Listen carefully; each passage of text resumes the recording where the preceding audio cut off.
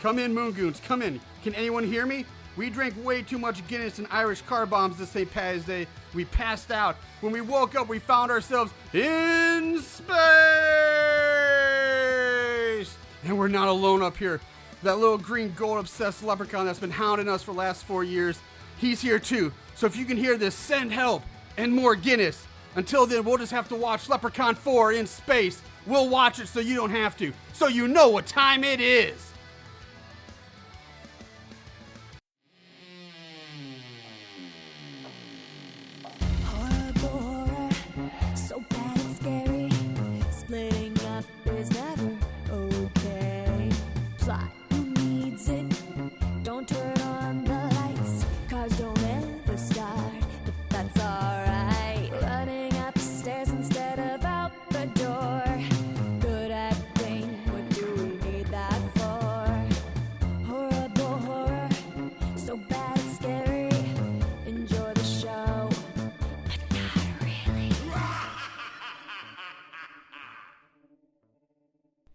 What's up, Moongoons? Welcome to Horrible Horror, the podcast where we watch the worst of the worst in horror movies. Movies so bad they're scary. I'm your host, Mr. Marshall Hampton.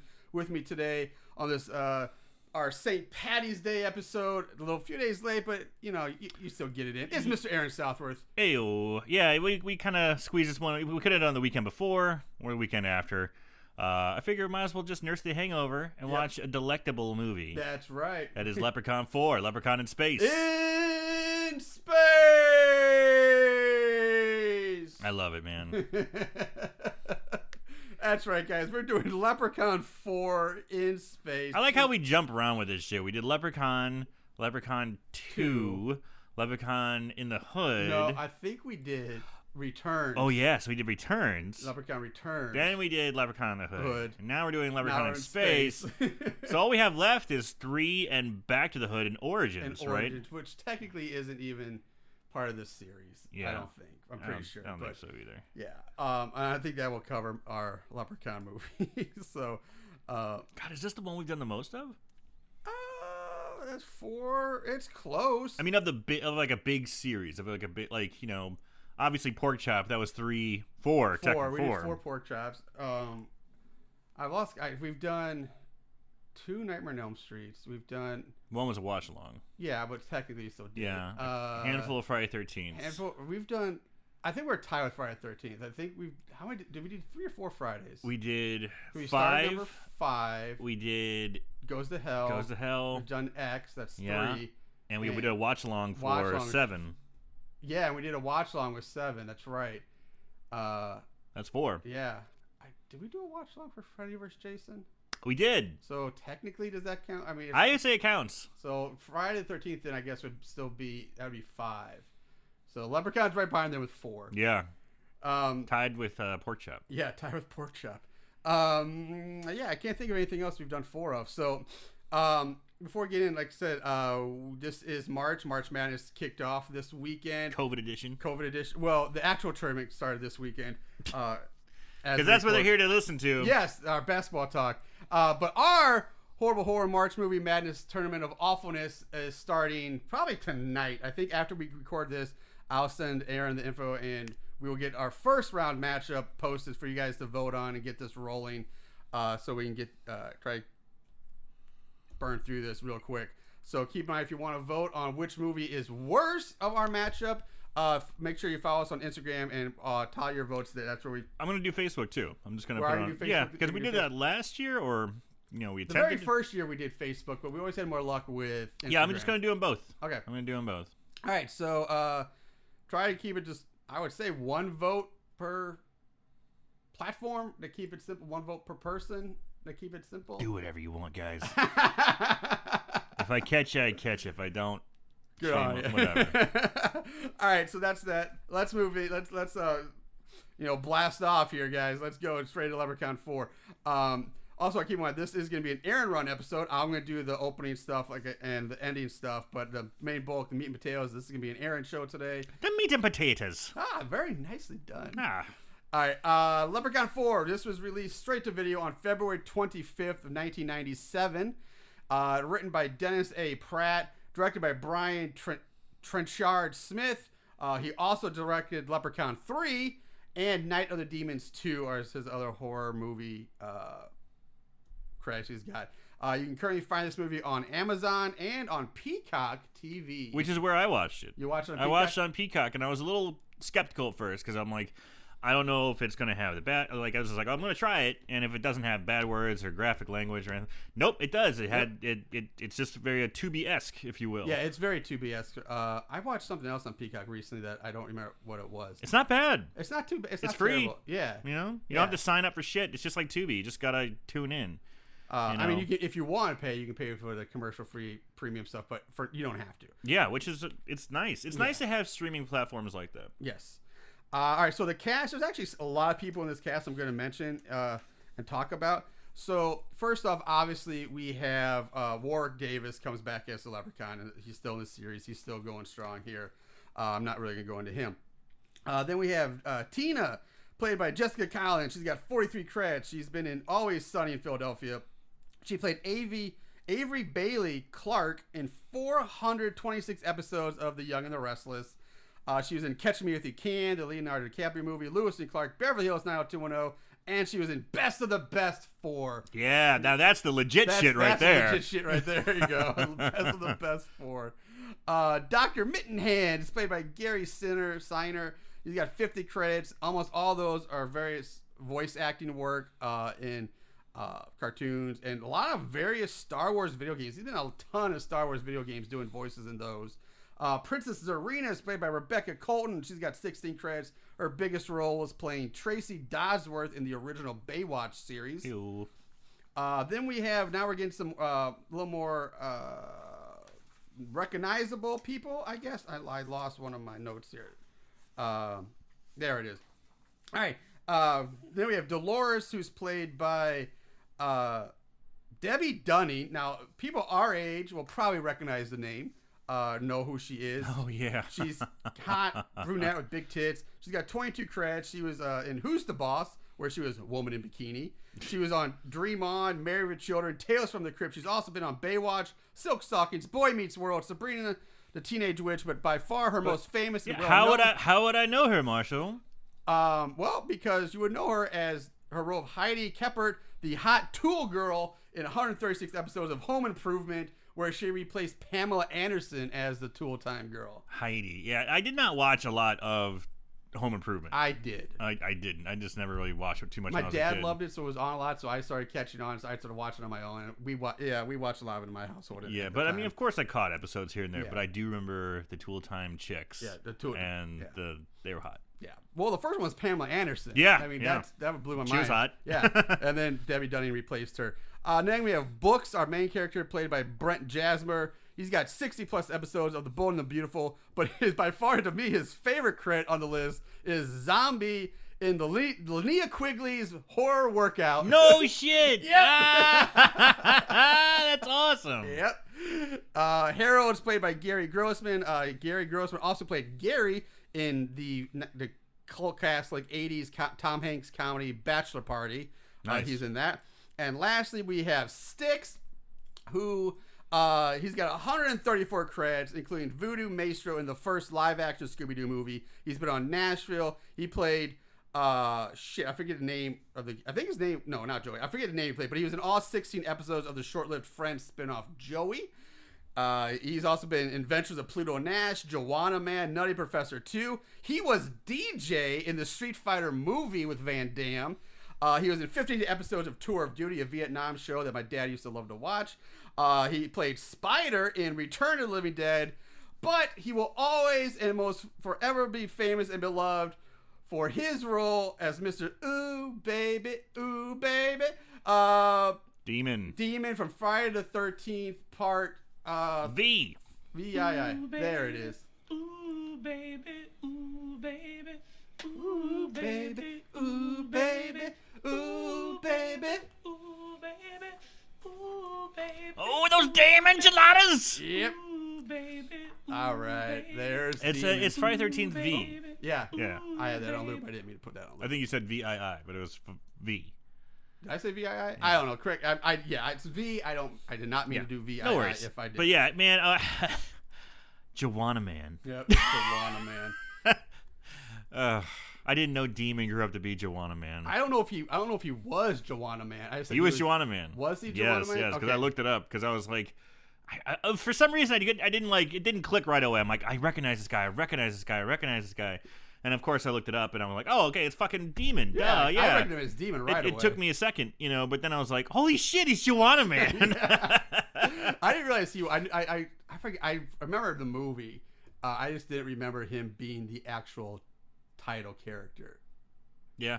I thought it was like. I've never seen it. I think I saw it because I'm pretty sure it's about a basketball player who has to dress as a woman to become a coach in like the WNBA or something like that when it first launched. I don't know. All I know is that there's cross-dressing in basketball, and neither one of those are nothing my thing.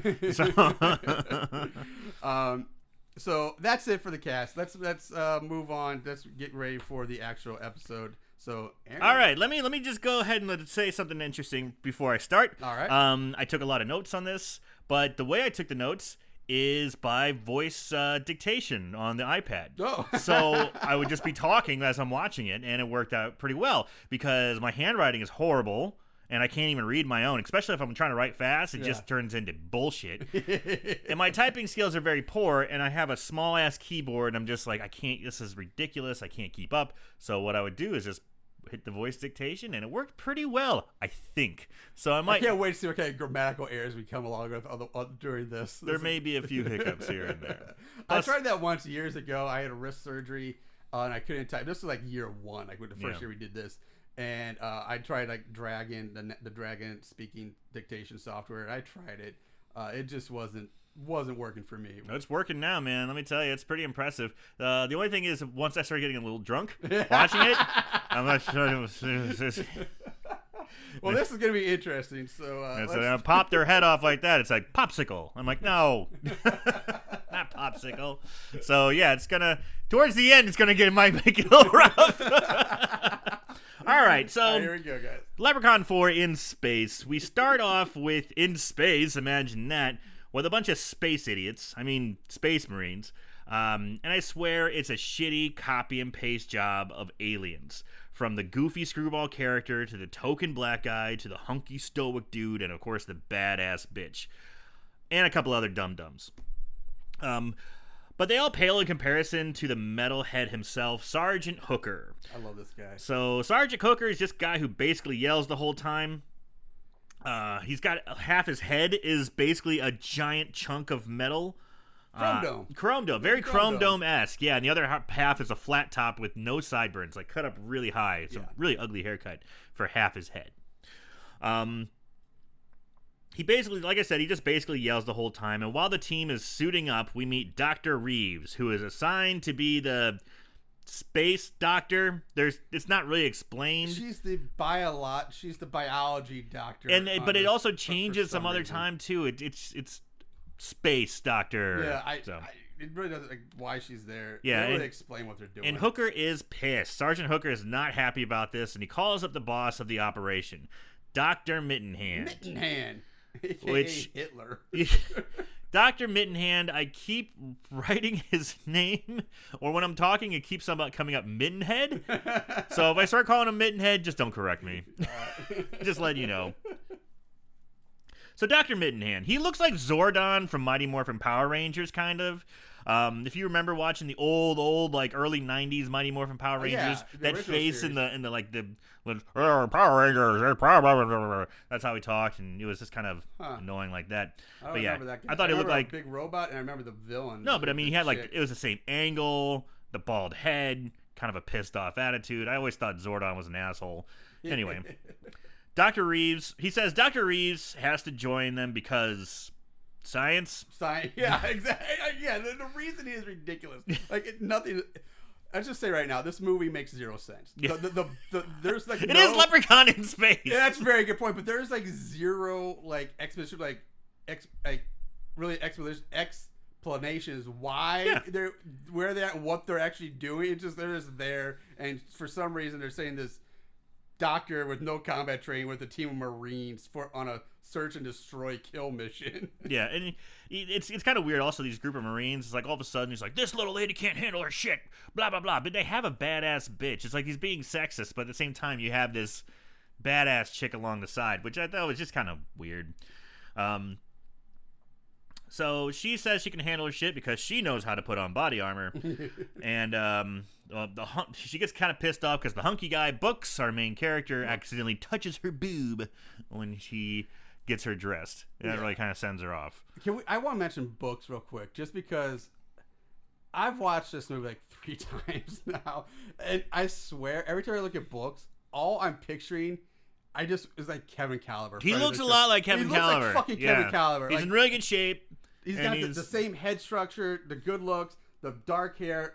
Kevin Caliber's got a much better ripped body. It's not. Books is still pretty fit. God amongst men. He is a god amongst men. But still, like, god damn, I'm just thinking, I wish it was Kevin Caliber. No shit. Movie. This is like, if they ever, I'd love to see a little him too soon. I think he was still in high school or just graduating high school at the time. Yeah, because he's just a little older than we are. He was a Marine though too. Yeah, he was. He might have been in the Marines at the time. But was he a space Marine? I do not believe he was a space Marine. Okay. So we cut from the Space Marines and we cut to basically Barbarella. That's the only way I can really describe her. It's just a chick chained up to the wall. She's got funky face paint on. She's got like a metal-clad spiked bra and panties. And it's pretty hot, honestly. Very kind of Return of the Jedi Princess Leia. I got Barbarella. That's what I was getting. Yeah. But I mean, it's like the metal bikini with like the I get what you're saying. Yeah, I could totally see that. Yeah, the Princess Leia slave Jabba. Yeah. But I'm just calling her Barbarella. So Princess Zardana. I think you're right. Say it was Princess Zardina. Zarina. Barbarella. Princess Zarina. Princess Zarina. She's chained up in a space cave, and this is where we meet Leprechaun with, like, no foreshadowing, no little tricks, no little limericks, or no Irish folklore. He just comes out in his tuxedo, smoking a cigarette like he's James fucking Bond. And I'm like, okay, we don't give a fuck. Exactly. It's like we have zero shit to this point. Guys, it's Leprechaun 4, he's in space. Who the fuck? Yeah, I love the fact that there is zero explanation of how the fuck Leprechaun ended up in space in some other galaxy on like some unknown planet like millions of light years away. Yeah. Like, there's zero fucks to give about how he ended up there and what he's doing. Here he is. He just comes out of a cave. We're gonna give it in to a you. tuxedo. So he has Barbarella chained up, and you're thinking he's going to torture her, he's going to kill her, he's going to do something to her. No, that's not what he wants to do. He wants to show her a fancy-ass dinner, candlelit, and wants to do a little wine and dining 69, baby. Yeah, so that's okay. A little switch from the norm. We go back to the space idiots who are on their way to fight Leprechaun and decide to say a prayer in the future for Christ. And is Christianity still the same? Still a thing? Who knows? Who knows? Yeah. And I did have a question for you. Okay. You were in the military. Yes. Was there a strange Christian culture? Because I keep reading and hearing about this. It's like these hardcore Christian like military folks are like getting high up and they're like making policy decisions based on Christianity. And it's like, whoa, Jesus Christ. It was after my time. I had no experience with that. They had no run-ins with that at all. I mean, I'm not in the military. I just read it about like a Rolling Stone or something like that. I could see it happening, but at the same time, I don't know. It might be a small group, but I had no run-ins with anything like that. Yeah, I don't know. But it's just a weird scene. It's kind of a strange scene. I couldn't tell if it was trying to be sarcastic or serious. I couldn't tell at all. It was because some people are like, "Puh," and other people are like, I feel good. We're gonna kick some ass for the Lord. You know, I don't know. It's just kind of strange. All right, where was I? Okay. We found out more about Hooker, who was being a badass and having half his skull blown off. And he had the strength to carry a Marine 15 miles to safety. Kind of a little backstory about him, which is kind of cool. You know, it was all right. Yeah. I do want to mention before we go on, because we haven't really talked about it yet, and because we do see like the opening shot, like the CGI in this movie. I got something about it, but go ahead. Yeah, let's talk about it now. Just absolute hysterically bad. It is the most primitive, I think, that I've seen. It's like 1994 computer. Like you can see it's like Wing Commander like graphics. Yeah, well, this came out in 97. 96, 97. But it's just so bad. Like, and the design isn't even great. Like, even if the ships would look better, but like the main ship kind of looks like a penis pump flying I through thought the air. it looked like a wire protector for my compost trash can. Yeah, like, it's just like a wire protector around like a trash can, a floating trash can. Yeah, something. It's what kind of penis terrible. pumps are you using, man? Some weird ones. Garbage cans. Dude, you don't want to look in my closet. No. It's just, it's terrible. And like the front, the whole time I'm seeing this, I'm like, oh, that's the back of the ship, right? It's gotta be the back. Nope, that's the front. I'm like, oh, this is even worse than I thought. Yeah, it's really bad. And then like the drop ship that they come out kind of looks like they just look like the X-Men's Blackbird and threw it in space. It's kind of Blackbird. At least that's better. Yeah, that's better. It's like, much better. Like the whole ship that, not this weird ass wireframe penis pump. Frame penis pump floating through space. So anyway, we'll move on. It's just it's so bad. It's so pretty bad. But we go back to Leprechaun in his fancy dining cave with Barbarella and says, "You're gonna be my wife." And she is offended because she hates little people. I guess she's a sizist. I don't know, but the proposition is he's going to marry her and he's going to make himself king because she's a princess. Yes. Why the world would Leprechaun who has basically unlimited, essentially magical powers? Yep. Who can somehow travel from Earth to space in a matter of 2 years. But he wants to be a king of some planet? Sure, why not? Whatever you want to do, movie.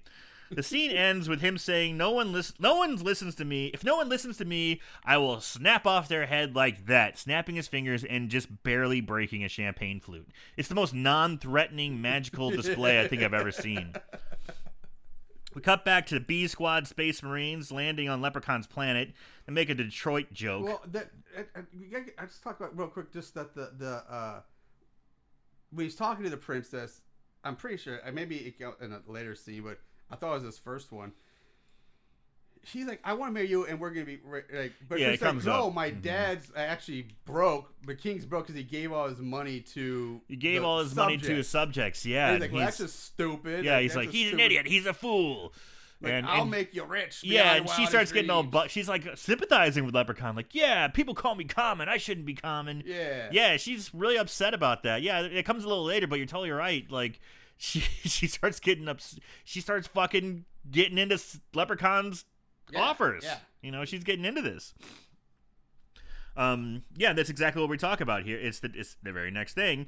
And it kind of made me think again, every time I see a science fiction movie, it always seems like gold is like you always see like a space pirate or ice pirates. I think they're like mining. It's like, oh, what I find? Oh, gold, and he just like throws it to the side, you know, because it's so plentiful. But it's like oxygen and water and things like that, which are more, you know, coveted. But nope, gold, same fucking thing in space. Yeah, and apparently on different planets, gold has the same. Like, right. If it was Earth, maybe I get because maybe there's the gold standard still around. Like, you know, whatever, gold's gold. But this is they're on some made up, nonsensical planet. Like, why? You have no idea what the value of gold is on that planet. Yeah. Would they even have gold? Would they have the same minerals and who knows, you know, elements to make gold on there? Yeah, and it's funny because he turns the whole, like, they got the fancy dinner, he turns it into a pile of gold and, like, you know, treasures and gems, and she's like, oh yeah, she says something to the effect of, the king is dead, long live the king. Yeah. Looking at Leprechaun. I get where they're going, but it was really clumsy. So anyway, the Space Marines are invading Leprechaun's cave, and one of the Space Marines... Paper mache planet. Yeah, it looks really bad. But before they enter the cave, like, there's a scene outside of them all gearing up, and there's like these stalagmites hanging up, and total paper mache. It's terrible. It's really bad. It's the equivalent of like a grade school play. It's like set. It's pretty fucking bad. But the Space Marine interrupts their conversation by blowing away a Muppet. What? What the hell is this thing? He's going to the caves, and a goddamn Muppet basically runs out going, and boom, boom, boom, boom, just blows it away. This gets the attention of Leprechaun and Barbarella saying, okay, this is your decision now. Are you going to be with me or not? And she's like, let's do it. And that's where the king line comes in. So in comes the Space Marine. His name is Lucky because Leprechaun, the Irish, I don't know, go fuck yourself. Yeah. And he sees the pot of gold and he is like, fuck yeah, jackpot. And he starts stuffing his clothes, trying to gather up as much gold as he can. But that doesn't last too long because Leprechaun sneaks up behind him with a fucking green lightsaber and chops him down like he was Luke Skywalker's hand in Empire Strikes Back.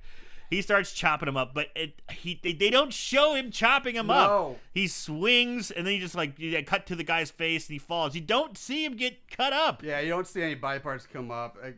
I guess they blew their budget on that shitty CGI penis pump plane shit, but you don't see anything. It's really unfortunate because this is kind of a theme throughout the movie. They don't go to their practical kills are shitty for the most part.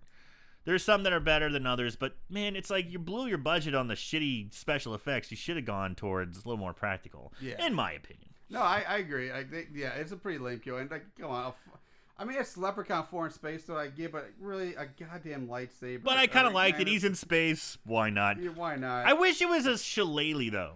Like it kind of, I couldn't tell. He has a shillelagh the rest of the movie. But I wish it'd be only time. Like if he has a fucking lightsaber.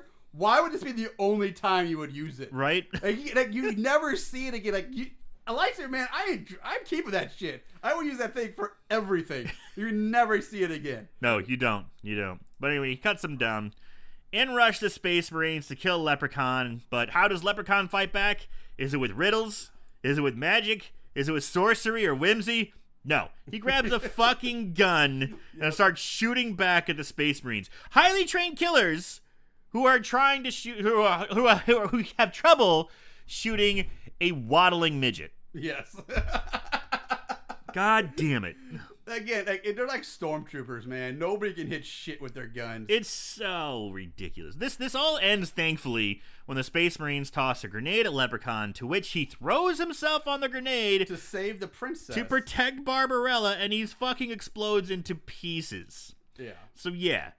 The friggin' Leprechaun is dead. Which I thought was odd. Like I don't know of any other Leprechaun movie where we've seen him sacrifice himself for someone else. Yeah, it was like that's an odd personality turn. I mean, I gotta say what you want about the team behind Leprechaun 4, but they had the balls to give Leppy his like Iron Giant moment, or Tony Stark when he snaps his fingers, or pick whatever movie you want where someone sacrifices themselves for the greater good. It's like he almost becomes a sympathetic character. I don't know because he hasn't done anything yet. He hasn't done anything evil. He hasn't done anything bad. He's basically chopped somebody down with a lightsaber. Yeah, it's true. I forgot about that part. Which was like less than 30 seconds. It was like a minute ago we talked about that's how anticlimactic. That's how much I gave a fuck about that guy. But then again, they're coming into his house. True. They're coming into his house. He defends himself. Here we didn't. We didn't even mention this, but the reason behind the invasion that I got is because Sergeant Hooker, he's talking about the mission, says like they are seek and destroy because this alien bastard has been stealing or interrupting mining efforts and has cost whoever, the Federation, the plants, whatever organization they are, whatever planet or government, $500 million. So I'm guessing that's where he's getting his gold from now, is he's ripping off these mining organizations or something, and they're going in to put a stop to it. Still, it's the fact that he throws himself on the grenade to protect Barbarella makes me wonder who to root for here. Because I'm like, he, okay, maybe he's stealing, but still, does he deserve to get blown up? I mean, it was weird. He's doing out of love. It was, I guess, out of keeping her alive so he can become king. So he's not like, I love you, I'm sacrificing. So more of a meal ticket. Yeah, I'm saving my meal ticket. Gotcha. Well, still, it's definitely weird. It is weird. It's definitely weird. It's definitely like one of the more, I guess, contemplative moments of the movie. It's very un-Leprechaun-y Leppy move we've seen. So after the firefight is done, the Marine realizes that Barbarella is still alive. She takes some damage. She's still alive. And they're going to take her back to the ship. As the Marines celebrate and cruise around the cave, Kowalski, the Marine who blew up Leprechaun, decides to piss on his remains. While he's pissing on Leprechaun's leg, a green spark of lightning travels up his urine stream into Kowalski's urethra, causing him to feel a tickle. Tickle? Woo, it tickles. Like one of those parasites in Brazil or something like that. And instead of being concerned, the other Space Marines just make STD jokes. Yeah, like, oh, you got to clap. They all see it happen. Yeah. They all see this like lightning shoot up his piss stream into his dick, and they're like, ha ha ha. Look at you. You got light in your dick. I know. Okay. Just take a shot of penicillin, you'll be fine. Right? So the Space Marines fly back to the ship, and they're bringing back... This is how it says. Hooker says this. We're bringing back one casualty. Is it Barbarella? Because they're not bringing back Leprechaun. Yeah, it would have to be. Cause I think so why did they say casualty? They said she was alive just 30 seconds ago. Now they say it's a casualty. It was just something I noticed. Well, casualties doesn't necessarily mean dead. It just could be injured. It's a, I don't know, fine line. Yeah. I think she loses a hand, like in the she does. explosion. Yeah, so she like her does. hand gets blown off. Still not a casualty, whatever. I thought it was weird. Casualty always means dead. Yeah, you can't react. Yeah. But anyway, it doesn't matter. It's a slip of the tongue, I think. So we head back to the ship, and this is where I kind of talk about all its 1996 CGI glory. Looks like a fucking postcard floating through space, is what I said. We come back to the ship, and this is where we meet Harold, the homoerotic Woody Allen character. Yes. We find out that Barbarella is space royalty, and she can be of value to the team sometime later.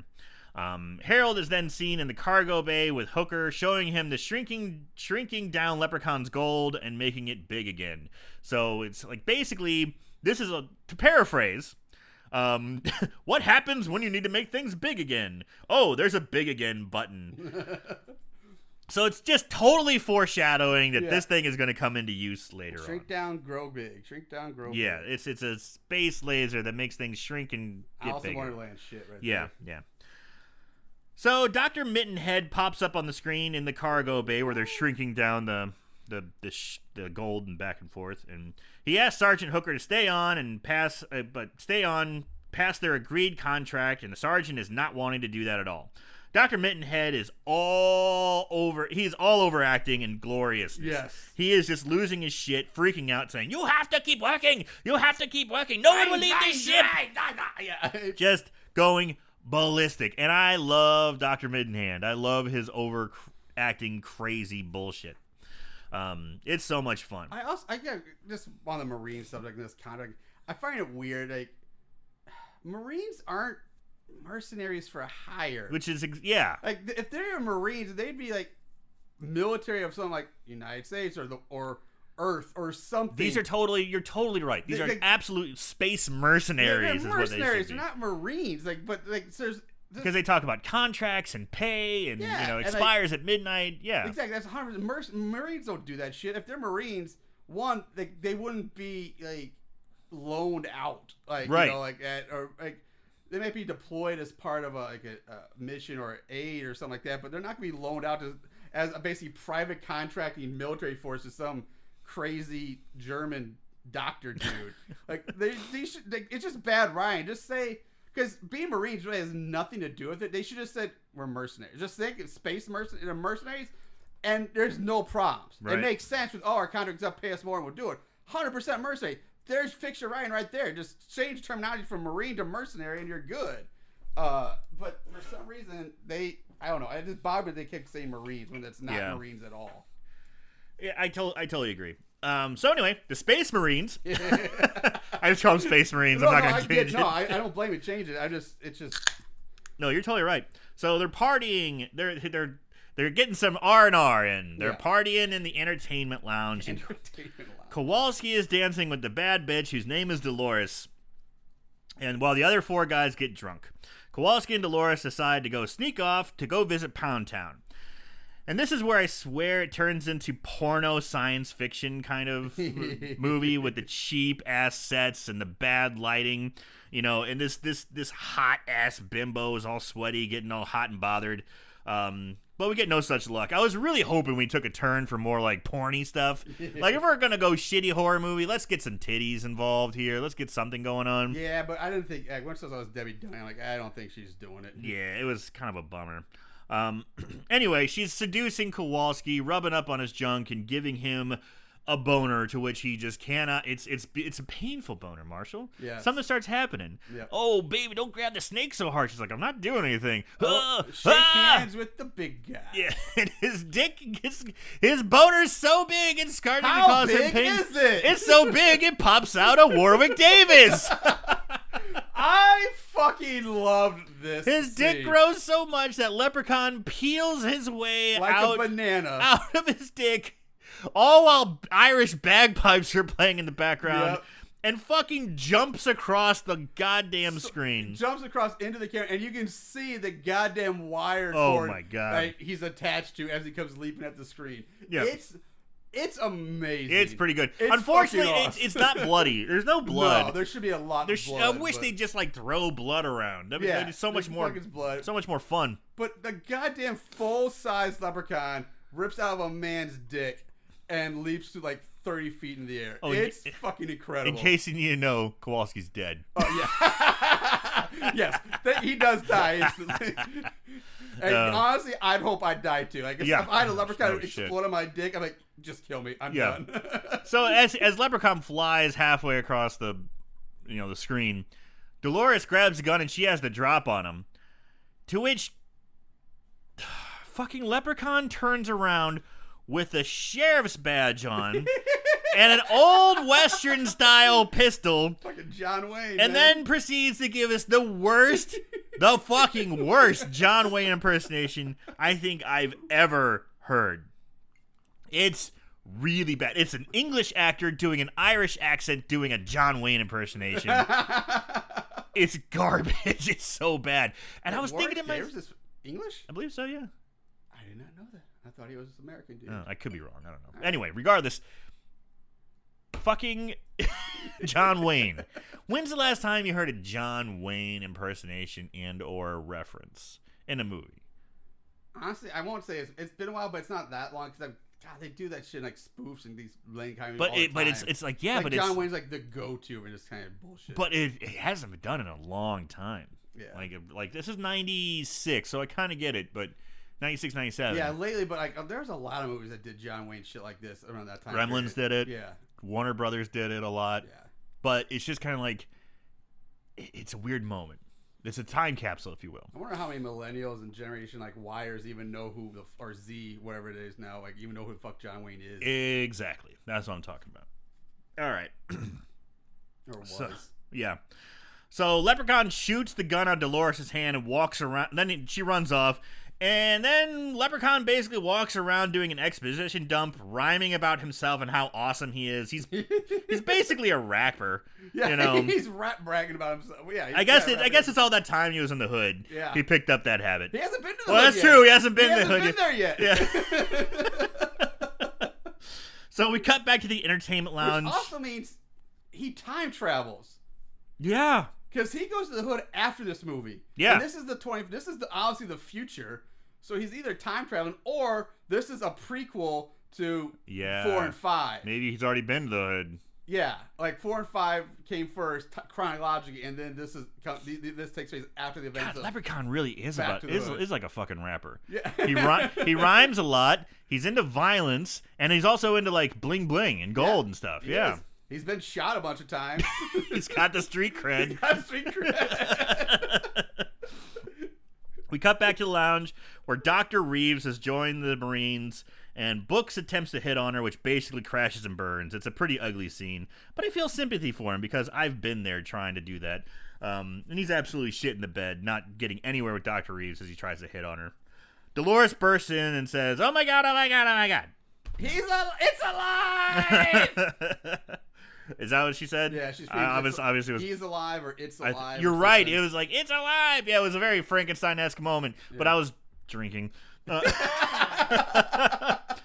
We cut to Barbarella on the examining table, and Harold is giving her the creepy look as he starts fiddling with her feet. I figured you'd love this scene. It was not a bad scene. Harold's now, like, I know it's been established now that you are a feet guy, but when it comes to the feet, dude, are you also a feet smeller like he was? Or do you just more the aesthetic visual? Or do you like to take a whiff too? Or are you going to plead the fifth on this one? I'm gonna smell it a little bit. You are going to smell it? Oh yeah. Okay. Again, it's gotta be cute feet. Gotta be cute. It's gotta be cute. Her feet seem nice, I guess. Oh yeah. But I want them to be a little stinky. Oh, really? Just. I don't want them to smell like peaches and cream or anything. It's like that's. Okay. Yeah, no, just a little stank. Little stank on it? Nothing funky. Just All right. little stank. But yeah, what's his name? Doctor or Harold. He gets real pervy and creepy here. Harold the homoerotic Woody Allen. Yes. Yeah. So he's feeling up on her feet. Sorry. He starts like feeling up like her stomach. Is like he starts. Yeah. He's about to grab her tits. He's kind of feeling up on her body. But as he's feeling up on her body, he notices that, he gets distracted because he sees that her hand has regenerated. Her hand has grown back. Or finger, Yeah, or and so he's looking at her hand. He's like, oh, unbelievable. And it's funny, while he's like feeling up on her, we see a camera, like a TV, slide in from over Harold's head where he can't see it. And it's Dr. Mittenhand just watching Harold get all pervy and weird on her. I do love the look on Mittenhand. It's pretty fucking he's like, funny. He's got his head tilted up, he's got his eyes, he's like, Yeah, and Dr. Mittenhand is just like, Harold, you naughty boy. Yeah. And it's like he's being a super dirty perv. He's like, oh, you naughty boy. But Dr. Mittenhand isn't too concerned about it because he's very excited and interested in the regeneration of Barbarella's hand, but no one can be told. He wants to keep this a secret. Yeah, I think he just thought Harold has his pervy ways as long as he gets results. Yeah. As long as you deliver results, I don't care if you're pervy. Right. You do your pervy shit, just give me my results. So we cut to back to the Space Marines, who just moments ago were stammering drunks. Now they're sober on a leprechaun hunt. And they still must be drunk because this next part doesn't make any fucking I sense. forget about the drunken part, but yeah. They find Kowalski's body and they say they need to hunt down the leprechaun. And that's fair enough. You need to hunt him down. So where do they start first? The waste disposal unit. That might not seem like such a bad idea, but then Dr. Reeves says, don't go in there. It's full of flesh-eating bacteria that will kill you instantly if you go in there. Yeah. Why in the blue hell would you even want to go in there in the first place? If Leprechaun's in there, great. Lock it up. Leave him in there. If he's not, go on your hunt. Go pursue somewhere else. Don't go in the room that's full of flesh-eating fucking bacteria. That's a great point. I've been watching this movie like 3 times, but each time I was distracted. That's why I had to watch it like 3 times because I kept missing stuff.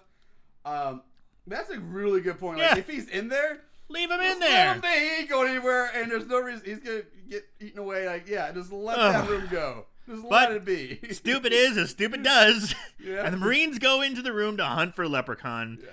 Yeah. They put on hazmat suits to go find him. Which look like those inflatable sumo wrestler suits. Only they're like half inflated. They haven't been pumped up all the way. Yeah, they're like half pumped.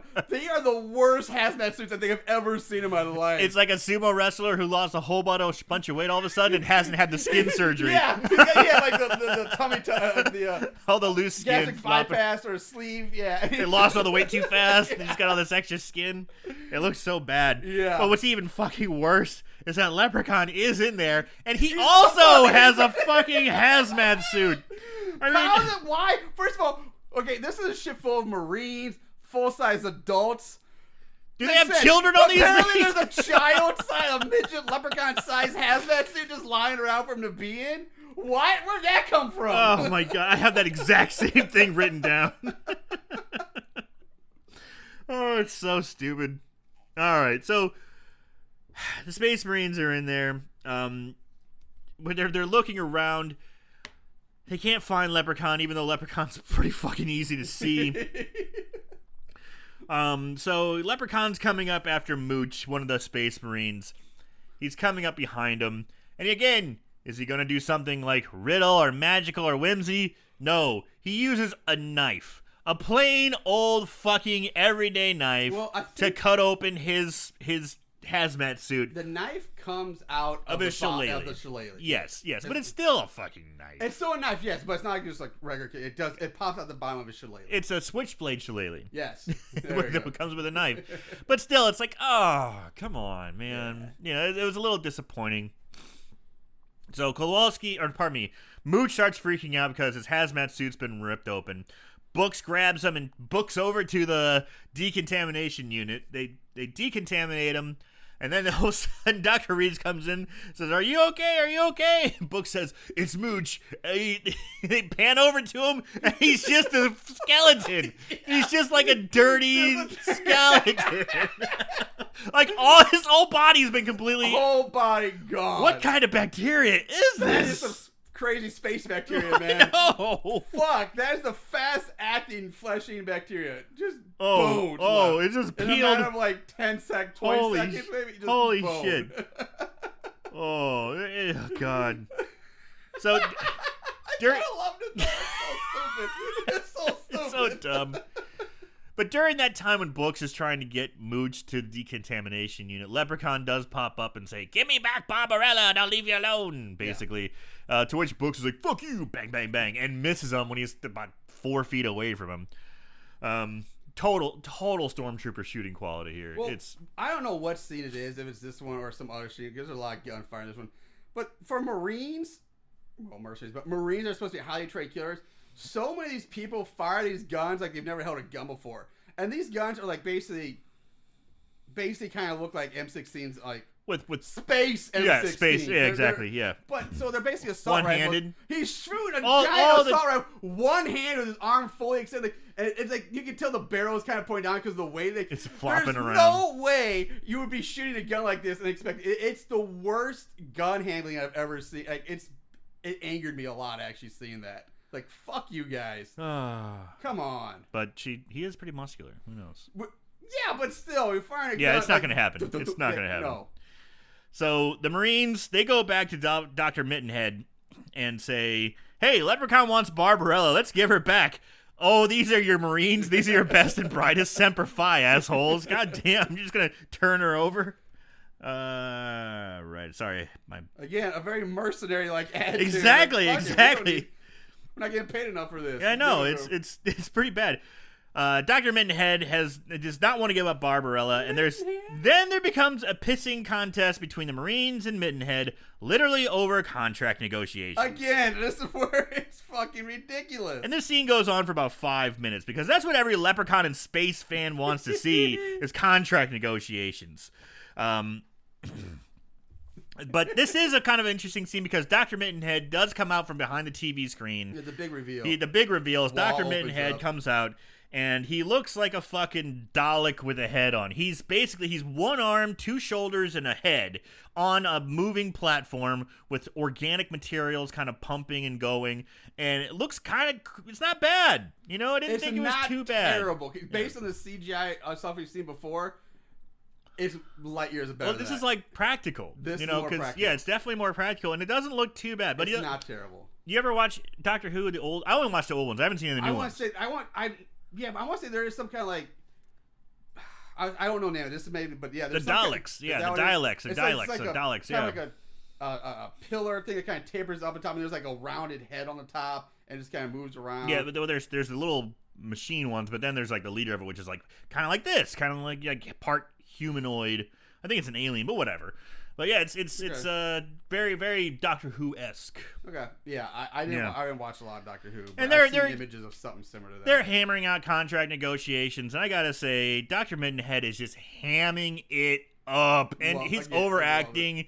He's banging on his controls, and he's kind of twitching. Which fucks up his robotics, and he starts twitching and acting up. But it's funny. It is. I guess it's so over the top that it makes it enjoyable. Yeah. I was like, okay, I get it. So Dr. Mittenhead says, "I will give you 100 times your salary if you kill." 100 times, like that's insane. That he is not a good negotiator. No, because honestly, I'd probably, if I was a space marine, I'd be like, "No, that's way too. You're just trying to get us to go out. You're gonna fucking double cross us. You gotta play a little bit, man. You know, you're gonna fucking double cross us. That'd be my thought." Anyway, so they basically say they're gonna go hunt down Leprechaun.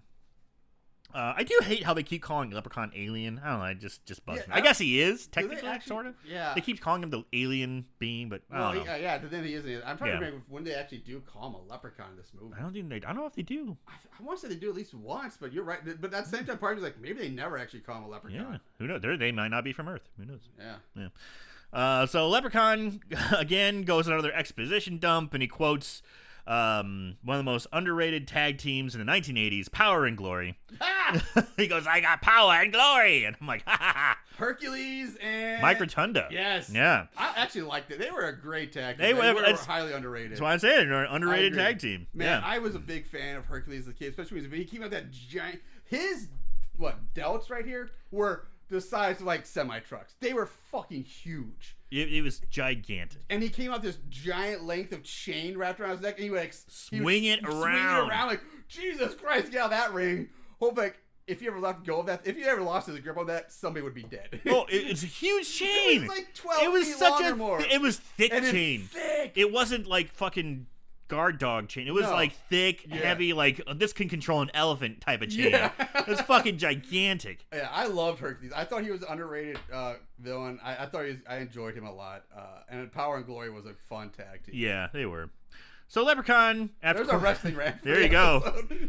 So Leprechaun, though, he really wants to talk about how he doesn't want to share his wealth with his queen. Once he's saying he's going to save his queen, he's like, hold on, I don't like that. That sounds a lot like charity. I don't like the sound of sharing. So basically, he wants to wed her, bed her, and then dead her. Yes. Yeah, murder bitch for the insurance. Yes. So we see the Marines, and they're split up into groups. Books with Dr. Reeves, Danny Boy with Sticks, or Joanna Man, and Dolores is with Hooker. Demon, man. What? Sticks. Joanna Man. Demon. Demon. I just keep calling him Joanna Man. Joanna Man. It's just so much fun. We get a quick scene with Harold and Dr. Mittenhead performing an experiment that shows that regeneration can grow back pieces of Mittenhead. You know, Yeah, it's a quick scene, but it just shows like they scrape some of his finger skin off, Yeah. and then they mix it with her blue DNA. Which looks like just thick blue Gatorade. Yeah, I thought it looked like laundry detergent. Yeah, There you go. Yeah. Kind of thick. and it grows back a finger, and they're like, "Yes, it works." I'm brilliant. Yes, I'm brilliant. That's right. The more I watched it, I enjoyed Mittenhand's Yeah. overacting. But I find it weird, I mean, I know, again, this is going way too deep in this movie, but I found myself wondering, okay, he took skin cells off of his finger and put the thing, but why would it grow back just the finger? Because, I would understand, if you cut off a finger and then applied the DNA To the hand. to the severed finger, Yes. then the finger would grow back. Right. But if you just put some skin cells on a slide and then put the thing, why would it grow just a finger? Wouldn't it technically grow a full Another person? And good question. Yeah. Why would it be just a finger? Because science, Marshall. Because science. Because Leprechaun forced science. Yeah, exactly. We cut back to Hooker and Dolores looking for Leprechaun. Dolores then asks Hooker if it's her fault that she killed Kowalski because she gave him a super raging boner. That's basically what she says. She goes, I gave him the boner. Hooker says, no, it's not your fault, and that Kowalski would have wanted it that way.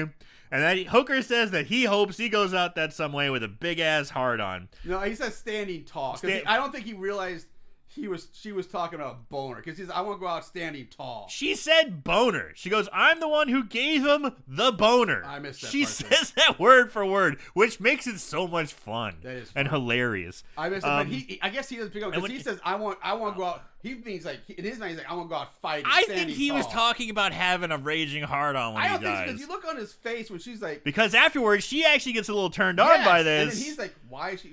She's kind of like, oh, okay, let's, yeah, and he looks confused, like, why are you getting turned on by that? There's nothing, but so that's what I think he meant. I want to go out fighting, but in the double entendre of it. I guess that could be, but that makes it more clunky then. Because Yeah. I took it Well, totally the other A way. lot of the writers Yeah, doesn't make that's sense, true. but I took it. He's like, This is I wanna go out Leprechaun standing 4 tall. in space. This isn't exactly the English patient. And he's all about marine life and combat and duty. He's had no sexuality pointed his way at all in this whole movie. That's true. All right, so we cut to Dr. Reeves, and she likes to be referred to as Tina, but Tina! I may call her Tina, I may call her Dr. Reeves, I don't know. Books and Dr. Reeves, they find Leprechaun. Leprechaun finally decides to use his magical powers, creates handcuffs and handcuffs Books to a grate. Yeah. What happens next is basically Leprechaun shoots Roman candles at Books as Books returns fire with his oversized automatic paintball gun is what I call it, because it just looks so clumsy. It's so blocky and clumsy. Books and Tina escape, and basically they Batman grappling hook their way out of the scene. They find like a hydraulic system and zoop, they're gone. We cut to Joanna Man and Danny Boy, where have they found that? Pardon me. We cut to Joanna Man and Danny Boy, where Leprechaun has found them. Danny Boy runs off, leaving Demon by himself. Then we get a strange scene with Leprechaun performing a safety training video, wearing a hard hat, and cutting off his fingers. It's so weird. It's pretty funny. No, he's just like, if you want, look out for safety, okay? Lesson number 1, don't use scissors, and like cuts off his finger, and he's like, oh, and there's blood like green blood spurting out. It's really strange. I just don't understand the setup. It's like, does Danny Boy say something about, like, there's no like set for why is he doing a safety video in the middle of this? Like, it's just so out of the blue. But I still love it. Yeah. Unfortunately, that all the fun gets washed away with lame singing of "Oh Danny Boy," because guess what? The guy who's hunting is named Danny. Danny Boy, Irish. Yeah. Leprechaun and Danny Boy start talking to each other. Danny Boy says, "Hey man, I got no beef with you. You leave me alone." Danny Boy, however, comes out to double-cross Leprechaun and try and shoot him. But no, he does not get a chance to shoot at Leprechaun, because Leprechaun gets the upper hand by dropping a giant metal crate onto Danny Boy. And honestly, I can't think of anything else but Lethal Weapon 2, and that just makes me smile. Danny Boy tries to make a bargain. He's like, hey, I got beef. Why don't we make a deal? Well, whatever. And and when he drops the giant metal like shipping crate or something on him. Yeah. I was disappointed. I don't know what else you're gonna do, but he just the Leprechaun just smashing. Yeah, that's it. That's the one-liner we get. And that's the same thing. It's no magic, no riddles, no whimsy, no fun kind of. No, just fucking Mel Gibson's in from Lethal Weapon 2. Mm-hmm. Have you seen Lethal Weapon 2? No, so these references are over my head. Oh. Diplomatic immunity. I know that's where that's from, but I've never actually watched those just movies. Been revoked. I was going to say that, but I was going to say his diplomatic immunity ran out, but it's not the guy who gets crushed by the crate. It's the actual diplomat who gets shot in the head by Danny Glover, and that's when that line is said. It's not exactly when the shipping container drops on the other bad guy that Mel Gibson is fighting, so it doesn't quite work. Okay. But I still like to talk about it. Fair enough, man. Fair enough. I'm going to burp. Enjoy that, guys. Sorry about that. We cut to Harold draining all the blood out of Barbarella into a goddamn trash bag. It's a fucking Ziploc bag. It's a huge Ziploc bag, too. It's like a giant it's a Ziploc bag. You clearly see like the blue pinching zipper across the top of it. Who puts blood in a Ziploc bag? This is supposed to be a high-tech, futuristic medical lab facility. They would have like the proper blood bags or whatever you call them. And technically, it's not going to work because he's holding it above her arm. If you're drawing blood, you need to hold it below. It's like whenever you give blood, the bag is beneath you. It's hanging called beneath gravity. You. Yeah. So I'm just like, nope, that's not right. Yep. That's not right. It's a goddamn Ziploc bag. Like he's gonna freeze her blood like chicken in the freezer or something. Jesus Christ. Dr. Mittenhead comes in, and this is where we find out Dr. Mittenhead lost the majority of his body to a horrible experiment. But now, with her blood, he'll be whole again. We cut back to the Marines, where Dolores gets separated from the rest of the group, and Leprechaun kind of meets her on a small catwalk. Dolores has him dead to rights and starts walking to him and blowing the fucking Leprechaun away. Boom, boom, boom, boom, boom. And this is where the Leprechaun, we have a freeze frame in slow motion of him blowing to pieces. Yes. It's pretty, for 97, it looks fine. But my question again was here, like, okay, it's the same gun. They're all using the same assault rifles. But for apparently this one, she's shooting out might as well be shooting out small grenades. Incendiary rounds. Blows him to bits. Explosive rounds. Yes. Whereas every other person shooting these guns, they're regular bullets just dinging off things. If that's the bullet, there should have been an explosion. The environment they're shooting at should be exploding around them, not just like ding, ding, ding, ding, ding, ding. It's great, though, seeing him explode like that. It is pretty great, but it's like, what the fuck? There's a giant gap of continuity here between the guns, apparently. So she's still separated from the Space Marines, but they're all celebrating. Yeah, like there's a door between the Space Marines and the cat. Yeah. She's on the catwalk. She picked up the power up round. She picked up those power ups. So she walks over to Leprechaun's feet, which are the only thing remaining. Yes. But of course, Leprechaun grows out of his feet. He regenerates. And he throws her over the side of the catwalk, and she's just hanging on. Yep. The Space Marines are still trying to get through the door as Leprechaun, again not using any whimsy or magic, decides to play this little piggy with her fingers. I didn't mind this part. Little piggy's whimsy. Yeah, I guess. And so I didn't mind this one as much because it is still it's a little the most more Leprechaun thing he's done so far. Yes, really. I agree. And he does finally. This little piggy says, "Oh, wee all the way home," as Dolores plunges down some fucking rafters to her death. Yeah, she just falls down a big yeah. fall. So the group finally gets through the door. Leprechaun's gone. They run down to find Dolores. They find Dolores' body. She's still clinging to life and says, "Kill him." Yep. I wish she had something better to say than that. And I guess all of a sudden the properties of Dolores transferred into Dr. Reeves because now she becomes a badass bitch. Like, just like grabs a gun and during the movie she's like, "I don't believe in guns, I don't believe in violence." Yeah. But now she's like, "Let's get this fucker." And all of a sudden she becomes a badass. Hooker gives her a salute. And I feel like Dolores should have been one of the last members to go. It's kind of a bummer. I kind of like Dolores. I wish she was around a little bit longer. Yeah, I wish she had some more badass moments, Yeah. but maybe she was the catalyst that needed to die to spark the fight. Dr. with Reeves. Tina. Yeah. But it's just weird because it's not like they were ever that. It's like it would make sense if they showed some scenes of them bonding or being close before. They had one scene before they stormed Leprechaun's cave. Yeah. Where they, she's like, "Are you scared?" She's like, "I'm really scared." She goes, "Hey, I'm scared." Dolores is like, "I'm scared too."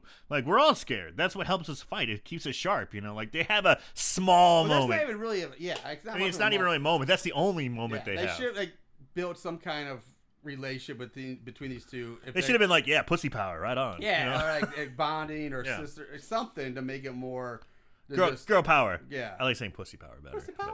But girl power, like Spice Girls. Oh yeah. Yeah. You were a Spice Girls fan. Yes, I was. Big time. Give me what I want, what I really, really want. If you want to be my lover. That's damn right. I want to be your lover. You got to go with my friends. That's right. You got to get with my friends. Okay, we can go. We can do this all fucking night. We cut back to Dr. Mittenhand and Harold, who have finally prepared the DNA serum to restore Dr. Mittenhand's body. And then there's a ringing at the door. Harold goes to answer the phone and sees a naked Dr. Reeves panicking to be let in. So Harold's like, "Okay." As Harold goes to the door, we cut to naked Dr. Reeves out in the hall, speaking to the camera, saying, thank you for saving my life," in the Leprechaun's voice. So, mystery abound, it's a Leprechaun. Harold opens the door in anticipation to see them titties. Yep. But then gets hit in the dick with the shillelagh. And Is it the dick? I thought it was like the lower abdomen. He gets hit in the dick. He totally gets dick napped. Dick napped? Dick stabbed? Dick, all right. Yeah. Well, he didn't get stabbed. He got dick whacked. No, he gets stabbed with the shillelagh knife. No, that's what I thought too, but that doesn't happen. He gets hit in the dick and just falls over. Okay. Here, I thought I just when he got stabbed. No, because I thought that too, but there's a reason that it's not the knife because it's coming up. Okay. So here's the showdown between Dr. Mittenhand and Leprechaun. Dr. Mittenhand has given Leprechaun the fucking business for being small. While Dr. Mittenhand and Leprechaun are exchanging shitty one-liners, Harold looks at the shillelagh and he hits the switch, and then the knife pops up. Like, he sees that the knife is on the shillelagh. Okay. See, I thought he just pulled it out of him. And No, pulled the knife out flips of him. up. Okay. So he's Dr. Mittenhand and Leprechaun are talking as Harold sneaks up behind him. Harold impales Leprechaun through the back with the shillelagh. Leprechaun screams, but all that's really done is just pissed off Leprechaun. So what Leppy does then is throws Harold back against the wall and uses his magical force powers Yes, the force. to fling a metal tray into Harold's face, Are you ready for some Looney Tunes shit right here? flattening it like a fucking pancake, and I mean that completely literally. Oh yeah, it's straight up like Daffy Duck Looney Tunes bullshit right here. I guess Leprechaun movie, but this one was like, okay, now we're getting a little too. It's so comical. campy. It's there's no blood. And his face is completely, and it's all practical effect. It doesn't look. It just looks weird. It looks so weird. It just looks like it's like you're borrowing from Garbage Pail Kids or something. Yeah, Garbage Pail Kids or Nothing But Trouble or something. Right. Like that. It's just really strange effect where his face is completely flattened and it's expanded to the size of the disc that was used, which is like a serving tray size. Yeah. It's kind of like if you go to a pizza place, you get like a large pizza, kind of that size. And to be perfectly honest, I kind of love it. I kind of love that. I was like, wow, this is so he doesn't stupid. die right away. He Like, goes, how is he "Nerd, not nerd." dead? If your head got smashed that flat, you would be dead Instantly. because your brain would just be liquid. But he's somehow still staying up, and his eyes are looking around. He's like wobbling his head back and forth, like he's still fucking alive. It's goddamn Looney Tunes, man. It's fucking. I don't know. It's It's pretty bad. It's ridiculous. So Leprechaun is finally reunited with Barbarella, and he wakes her up as he wakes her up with a kiss, and she screams. And she's like, "Oh, sorry." It's you. Which I thought was kind of funny. Here we see Dr. Mittenhead with a sex ball gag in his mouth, saying, "Hey, this guy was gonna fuck you up." Where the ball gag came from, who fucking knows? I don't know. I like to think like Leprechaun's. He's a sexual deviant too. I mean, he's already made handcuffs appear and now a ball gag. So I think he's got a little. All he needs is like a cat of nine tails. Yeah, he needs a paddle and yeah. That's funny. He's got a little 50 Shades of Grey in him, I guess. Yeah, and to be perfectly honest, I was kind of disappointed that I Dr. guess it'd be 50 Shades of Green, really. Ooh, that's pretty good. I am a little disappointed that Dr. Mittenhand had like zero defenses. You think a guy who is this genius and he's got a machine body, he'd have like some guns or he was like guns, knockout gas his or robot body or just something. But it was like it seems like it's wasted. It was a missed opportunity. I was kind of bummed about Actually, that. been kind of cool. Yeah, I know. Pretty cool. That would have been pretty cool if he blew Leprechaun away or shot him a few he times. pushes the button on his little cool player. Little rocket shootout or something. Yeah, a force field. You know, there's all kinds of shit. That's some like DC supervillain shit right Yeah, there. That'd be fun. So Dr. Mittenhead has the ball gag in his mouth, and Leprechaun says he has a plan for him because Barbarella's like, kill him. He's like, I got a plan for him. So his plan is he takes her DNA, mixes it in a Vitamix blender. Dude, with the DNA in the test tube, the vial, it's like how many liters of blood? Like blue blood. It's a lot. It's not like a little bit. It's like, holy shit, he drained this bitch somehow. Maybe she reproduces it I guess quick. they could have taken it from the Ziploc bag from earlier and used that. Anyway, he mixes it with a spider and a scorpion, which we see earlier in the show, and I didn't mention it. Dr. Harold's experiment. Okay, Yeah, I missed part of those. Harold's other experiments. I didn't see him until just now. But okay. He pulls up the blue serum into a syringe and injects it into Dr. Mittenhand's skull. Right in the skull. And he starts to twitch and spasm for a long time. This guy is selling it. Yeah. And I, again, fucking love it. The Marines finally show up to save Dr. Mittenhand. Who's still twitching. Still twitching. Still twitching. And again, Leprechaun sees him, and instead of magic, he opens fire with a fucking gun. Yeah. Leprechaun and Barbarella retreat to a closet.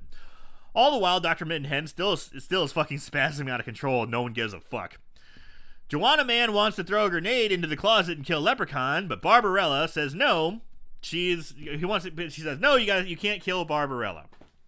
She's innocent. Yes. She's royalty. I think Demon was right in this sense. He should have thrown it in. The Marines run into the closet, and Barbarella starts giving him the business, saying that, you shouldn't, that they're all slime. That's when Leprechaun comes up and gets the drop on them again. This time he uses his magic. He decides, why not? I will use my magic now. And he freezes Sergeant Hooker and coats him in C4 and dynamite. Yeah. Just all of a sudden, it's all over him. Yeah. And really shitty effects. It's obviously just fade in, fade out. Yeah. It's really bad. So, where was I? Okay. And this. So he's like, hey, you don't get, everyone freeze or else we'll blow you all to smithereens. All the while this is going on, Barbarella decides to inflict the most devastating damage a space queen can do. She takes off her bra. I love this. And then flashes the most anticlimactic titties the galaxy has ever seen. Because the whole time in that bra, her titties look nice and bountiful and big, and she takes it off, and they kind of bloop. It's kind of one's kind of pointing to the left, the other one's up and to the right. You know, just the most anticlimactic titties I've ever seen. But gosh, yeah, it's one of these, we've seen it before. Some other, what was it? I think Tina, Duma's time, she was like showing tits as punishment. Like, wait, what? Huh? Yeah. So it's kind of She's funny like, because look upon these in despair and know your fate is sealed. And oh, you horrible people! Like, ah. So the Marines are so dumbstruck by the lackluster titties, they let Leprechaun and Barbarella walk out with Hooker, as he's strapped with C4. Power tits, man. Yeah. Power tits. So we find out that when she flashes the tits, that's a death sentence on her planet. Tina apparently knows that on their planet, when you see royal titties means a death sentence. So she's giving them a death curse, basically. So I guess, how did they ever reproduce then? Like, would they have sex? Did you just keep her titties covered the whole time? Or you get killed like a fucking praying mantis. Yeah. No, thank you. Yeah, but that's weird. Okay. Yeah. I wonder if there's ways around see-through bras. I don't know. Yeah. But you're still seeing the tits. Yeah, but it's not direct. You have to go through the screen. Who knows? No, I want to delve more into this. This is a fascinating subject that needs to be talked about. I guess bras. I mean, you know. I guess, yeah, you would have to leave the bra on, I guess. So is it just the nipple? If you see the nipple and areola, can you fondle these nips? Can you touch the tits? What if you close your eyes the whole time? That's a good point. Like, yeah, what if your eyes are closed? Like Medusa's head. Yeah, all you gotta do is close your eyes. Yeah, you just close your eyes. And or what if you hold a mirror up to the tits? Yes! Does that kill the princess? That's what I was gonna say. Is like, what if you use a mirror? Could you then, Kill the motorboat princess. them titties in the mirror? Just as long as you're looking in the mirror. You're right. This is something to be discussed. There's some there. There's something here, man. We've got to figure this out. Well, we got to go in the movie. Okay. Leprechaun and Barbarella wax poetically back and forth about how they're going to rule the world and destroy the pissants Marines. I love Barbarella because she is really over the top. I think there must have been some inspiration on this set to, like, who can overact each other. Because they're all giving it their all. I gotta admit, they're fucking going for the gusto in this one. Yeah, I wonder if there was, like, some kind of bet on set who can overact more. The Marines are in pursuit, and they go into the entertainment lounge only to be ambushed by RuPaul's Drag Race dropout Marine, who's doing a lip sync for his life. Yes, thank you. I was like, we have to make a RuPaul's Drag Race joke on this. We have to. It's the fucking Sergeant Hooker in full drag, gold dress with a purse, wig, doing like all that jazz, like some old timey song, like old timey like Broadway hit. Yeah. Holy shit! This actor was in Platoon. It was not Platoon. It was Full Metal Jacket. Full Metal Jacket, mind you. He is a Full Metal Jacket. He's a certified kind of badass, and he's in drag doing a Broadway number. I just wish we were seeing in the background like RuPaul, Michelle Visage, and Russ Matthews going,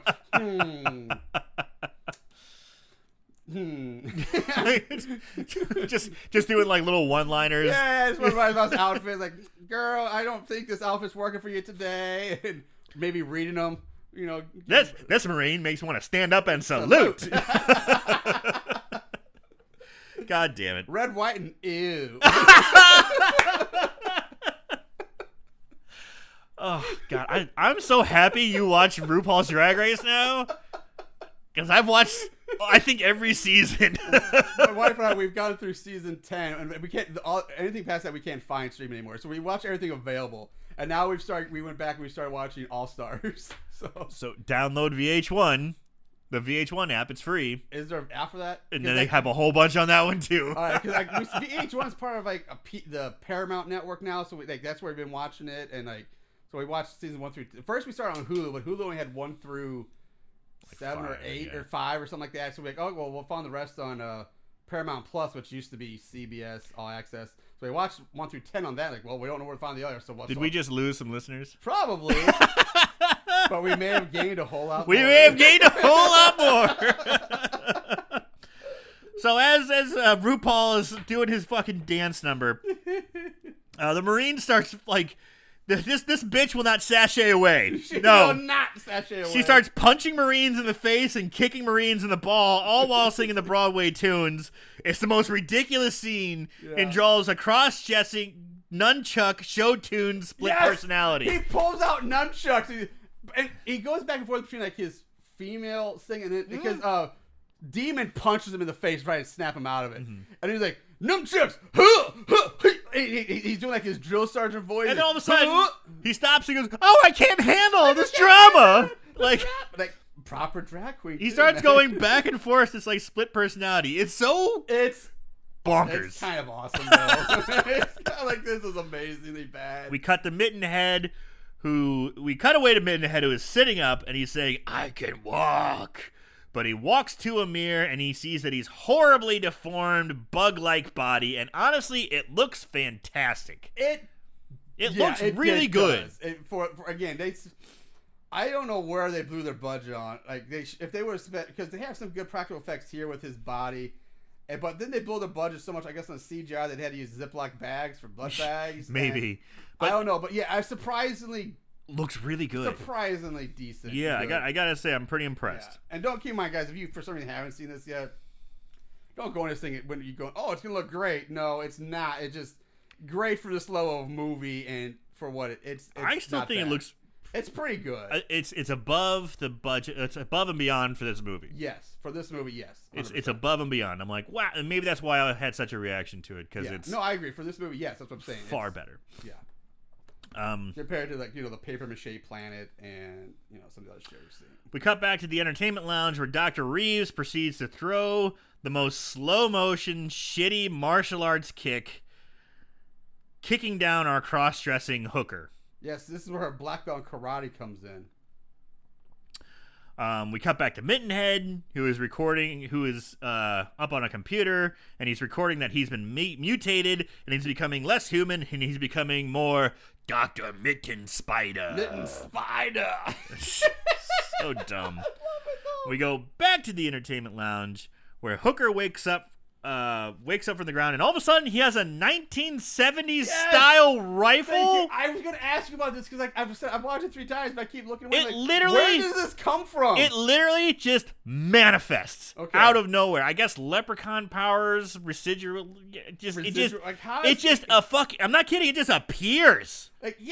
So he has magical powers now, or is Leprechaun like off in his world? Like Santa, sun comes up. I need to manifest a bayonet. They do have a scene where Barbarella and Leprechaun are watching, eating peanuts, discussing the fight scene between Barbarella. So then I guess between cross-dressing Hooker and the Marine. So they're sitting there watching, eating peanuts. I forgot about that. Yeah. So I guess that he's Leprechaun must have done it. Yeah, he must have done it. I'm trying to think of a clever drag name for Hooker now, like like there's Shangela and all these like Jujubee, like Hookerilla. I don't know. Hookerella. I guess Hookerilla. There you go. Anyway, so he wakes up with the 1970s rifle and starts to have like a breakdown in personality while trying to stab the Marines. He keeps going back and forth between Marine and like damsel in distress. Yeah. We cut back to Leprechaun and Barbarella. They're going to the cargo bay to get Leprechaun's gold. Then we cut back to the entertainment lounge, fighting Hooker. We see the bayonet wiggling and wobbling and all this rubber glory. It looks really shitty. Hooker essentially tries to stab Dr. Reeves, who moves out of the way, and he hits like a light socket or something electrical. Yeah, it's like an electrical panel or something. Yeah, and he gets electrocuted. And this is where we discover that Hooker was never human. He was a robot, android, whatever, straight out of fucking Aliens the whole goddamn time. Motherfucker. Yeah. That was kind of I did not like that. Yeah, I don't know. I didn't really care. It was just like science fiction, everybody. Yeah. Boom. Boom. Science fiction. You remember Aliens? Do you remember that? Wouldn't you rather be watching that? That was a surprise. Here we're just gonna. God damn it. Then there's an announcement on the loudspeaker that the ship will self-destruct in 15 minutes, which is more like half an hour. That's a long self-destruct time, man. Right? Leprechaun and Barbarella are walking in the cargo bay, and they seem like a happy couple, even though they bicker behind each other's back, just like any other couple. But actually, now I think about it, I kind of like that it's 15 minutes. Because a lot of other times we see self-destruct like, we'll self-destruct in 1 minute. And This gives you time. But yeah, it gives whoever sets the self-destruct zero time to get away. 15 minutes gives you plenty of time to grab some shit, get to the escape pods, and get out of there. So I actually I'm okay with 15 minutes. Yeah. We cut back to Dr. Mitten Spider, who, again, looks amazing, but he's just freaking out because the ship's about to explode, but he's overacting and just going bananas. It's great to watch. He's also worried about his research, his work in he's just going ballistic about it, but then he starts eating flies and wiggling all over. It's so crazy. It's I need flies. No, I'm human, but I need flies. We cut back to Leprechaun and Barbarella, where Leprechaun puts a force field curse around the only shuttle craft that can get him off the ship. Yes. He needs to find his gold and use that ship to escape, and he doesn't want anyone else to take force it. Field curse. Yes. Because, sure, that's a curse. Why not? The Marines come running down the hall, and they're trying to get access to a room. Oh, this is where the dictation comes in. This doesn't make any sense. Listen to what it says. Come to the Marines running down the hall, being tonight, access a room, and Styx decides to crawl through an air shaft to try and start self-destruct mechanism. So, yeah, they can't get into the room, and Styx says, I'll go. Joanna Man says, I'll go. I'm going to crawl through the air shaft and get to the bridge where I can deactivate the self-destruct system. Yeah. We cut back to Leprechaun and Barbarella walking through the cargo bay. Barbarella is giving Leprechaun the business, saying that he is not the only rich suitor she's had, and then she's kind of getting tired of Leprechaun. And he says, why in the world would any other man want you with a face looking like that? And then he touches the middle of her head, and we cut away to Styx running into the lair and coming across Dr. Mitten Spider and the auto self-destruct system. As he's working on the self-destruct mechanism, Dr. Mitten Spider sneaks up behind him, and we cut away. Leprechaun finally finds his gold, and it's been miniaturized, and he's fucking pissed off. The whole time, Barbarella's calling him stupid and ugly and, not really being very supportive. Leprechaun says, you're just goddamn ugly to stop, she says, I don't know what you're talking about. He finally shows her a mirror, and she screams because she has horrible boils all over her face. This causes her to faint. Yeah. Oh, no, I'm sorry. She didn't faint. She got smashed in the head with a shillelagh as she's screaming. That's right. Leprechaun wants to shut her up and just knocks her out. While she's unconscious, the boils go away. Yeah, so apparently that's the cure for his magic. You just knock her out in the magic phase or something. That's weird. That's strange. Or is it her regenerative powers? Maybe. Or Leprechaun's like, whatever, I'm done with this. Yeah. And he did it himself. Books and Dr. Reeves make their way to the cargo hold and see Leprechaun bitching about his tiny gold. Leprechaun looks up and sees them, and again, instead of being awesome and using magic, he just starts shooting at them. God damn it. We cut back to Styx, who is kind of now hanging in cobwebs with bloody viscera on him. Yep. It looks really weird, but he seems to be fine. He's still trying to disarm the self-destruct mechanism, but he's in a cocoon, basically. Yeah. It's really strange. Yeah. I feel like there's some missing footage here. Maybe, but again, like I said, they just cut away and they cut back. Yeah. And so that's just what we get. So we cut back to Books and Dr. Reeves in a shootout with Leprechaun. Jesus fucking Christ. Fucking shootout. Dr. Reeves does get the drop on Leprechaun, but she's out of bullets when she gets him. What's happening now? She runs behind the rebigulator, the laser that we saw earlier. That's the scientific name for it. Yes, the rebigulator, and zaps Leprechaun basically in the dick, making him glow orange. Leprechaun begins to grow in size, and to the befuddlement of Books and Reeves. Also, this is where I talk about Books being cut as hell. Yeah, because in this shootout, he gets the smallest grazing wound on his shoulder. It's like a flesh wound at best. It's like a little bullet grazes his shoulder, barely even noticeable a wound. But apparently, it's enough for he Books takes off his body armor. To take off the body armor. And not just he's got to take off that shirt. He's got to strip down that covers this little bitty tiny wound on his shoulder. Any excuse to show off them ass. Yeah, that's exactly what this is. It's like, we get the tits. I guess this is the eye candy for the whatever women are watching this movie. Sure. But it's like, there's absolutely zero real reason for him to strip down. But he does, just so we can see his abs. It's so gratuitous. Leprechaun is now big. Yeah, he's huge. He's like And T-Rex size. yeah, he's so impressed with his size, but even more impressed with the size of his dick. Yeah, he loves that giant dick. He now. does take a peek in his pants, and he is tickled. His shillelagh got bigger. No, it would make me think, doesn't Leprechaun have the power? All kinds of crazy. Can't he make his dick bigger? He could just anyway? make his dick big. Yeah. Right? Yeah. Dr. Reeves escapes, and she decides she's going to help Styx deactivate the self-destruct mechanism. All the while she's crawling through an air shaft, Dr. Mitten Spider bursts through and trying to grab her arms, grab her legs, and in the process she tears off her pants. Tears off them pants. We cut back to the cargo hold where Leprechaun's stomping around like King fucking Kong, not using any magic, not using any rhymes or anything clever, and he's trying to grab books.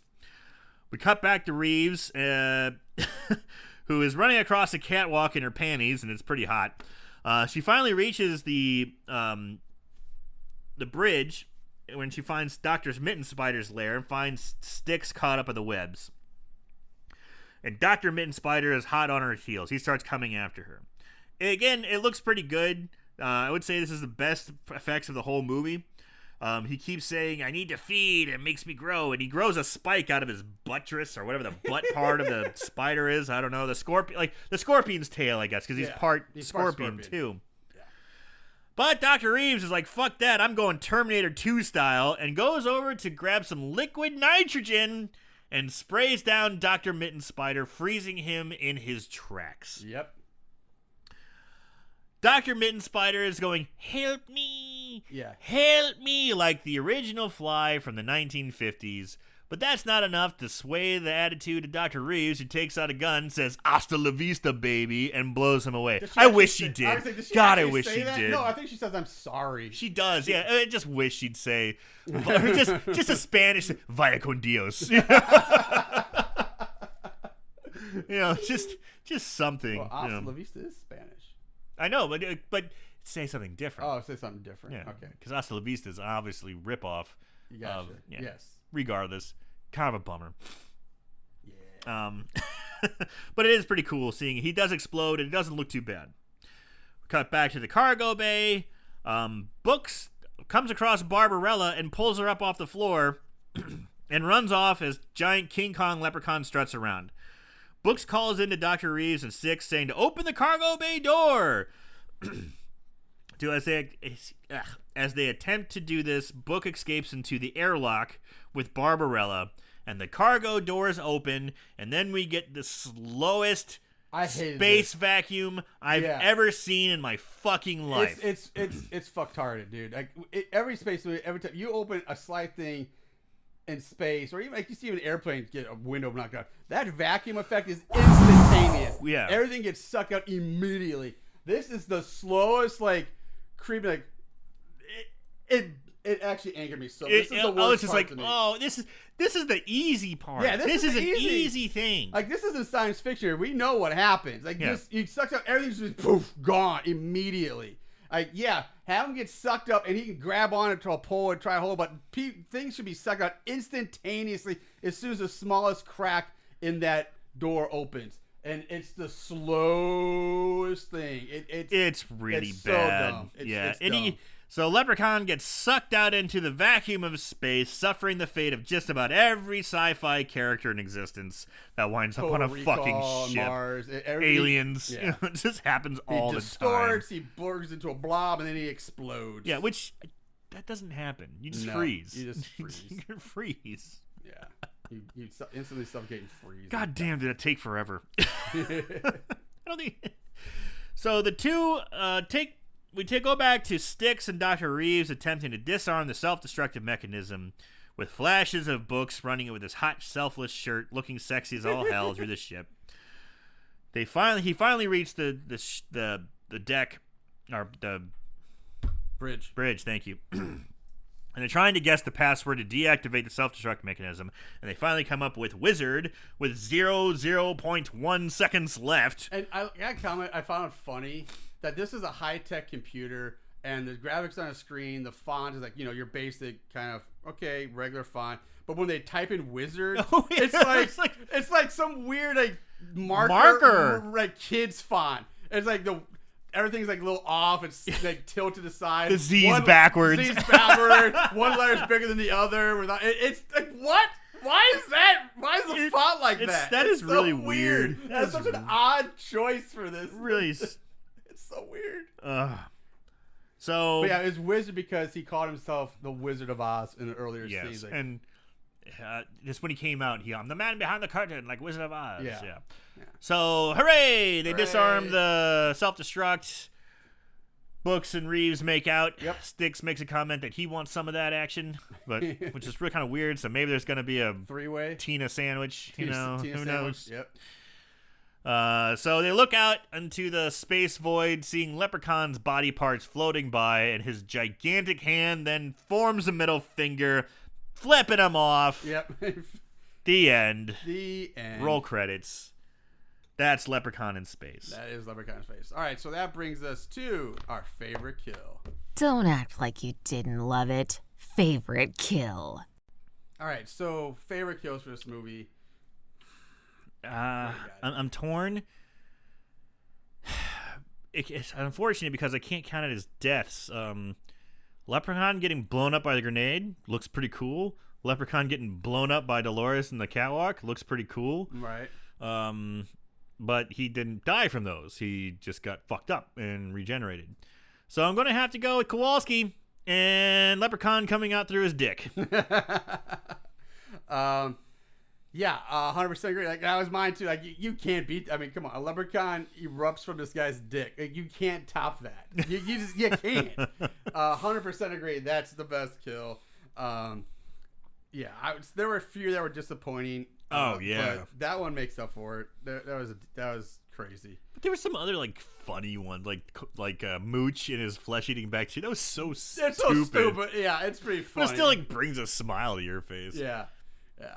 But you don't see it like his skin melt off. He's just there and then skin's gone. That's when you actually see a leprechaun come out of a guy's dick. Yeah. As best they could, practically. All right, excuse me. So that brings us to odds and ends. Just when you thought it was over, here comes the odds and ends. All right, ratings. IMDb gives it a 3.5 out of 10. Rotten Tomatoes, a 17% on the old thermometer with a 21% audience score. And Amazon, boy oh boy, Amazon gives it a 4 out of 5. Wow. Yeah. Plot keywords, there are 106. Wow. 106. Jesus Christ. So we do have bare breasts, topless woman, female frontal nudity. We have exploding body. Again, for like the third or fourth week in a row, I don't understand. Psychotronic film. Which makes me Psychotronic. even more confused as what the fuck a psychotronic film is. It just feels like they're just throwing that word around willy-nilly now. Because like the last 4 weeks or 3 weeks we've done, we've had that word come up. Each movie has been vastly very different. Very different. Like what I'm even more confused about what the fuck that's supposed to mean. Then we have giving the middle finger, Star Wars and Alien spoof, and once again, Black Panty. Yeah. The Panty guys are back again. So let's move on to trivia. So, hey, here, this answers my question. Okay, so the title character is never once in the film referred to as the Leprechaun. Yeah. He's only called alien, monster, bastard, or some combination thereof, but never actually a leprechaun. According to Dave Triplett, the executive in charge of production for the first 3 movies, this film originally started out as a spoof of Apollo 13. A senior Trimark executive saw the promo art for Apollo 13 and immediately had artwork made up replacing Tom Hanks' face on the poster with the leprechaun's face, and this is what started the script work for the movie. I kind of like that. Yeah, I know. We're like, that's like the label. Like, what we got? Oh, let's just slap leprechaun's face on Tom Hanks. Make a movie on that. The sounds of the doors opening and closing are taken from the original Doom video game. I thought so. I where thought that it was sounded originally familiar. the sound of an elevator, not the doors, but it's from Doom. That's awesome. The film takes place in 2096, supposedly. And, It's like 75 years from now. yeah. And apparently at the 8-minute mark in the film, 2 Millennium Falcon toys can be seen painted onto the walls Yes! of the quote-unquote drop ship. That Yes, they're on. I thought the same thing. I was like, those look like Millennium Falcons. I'm like, it's probably someone decided to design it like that. So that's what I got for trivia. That brings us to this week's budget game. They spent how much? The budget game. All right, Shit. Aaron. Now this is gonna be interesting. This is going to be tough. All right. Did this have a theatrical release? No, straight to video. Okay, that helps. The sets were dog shit. Yes. I mean, they were just a shade above better than like 90s porn. You know, like when they have like in rear entrance day sets. Yes. You know. Warwick Davis, Leprechaun 4, straight to video, no names. I mean, Joanna Man was not a. I mean, he's. Fuck, Debbie Dubbin had done Home Improvement by this But point. is she really a name? Yeah, it's right. Yeah. And you got Demon. Everybody knows Demon. Everyone knows Demon. You got a Baywatch Babe. You got some soap opera stars.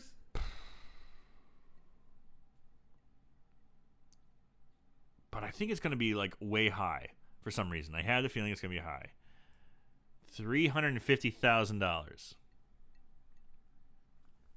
That's your $350,000 is your guess. Yeah, you gave me a shitty look. So.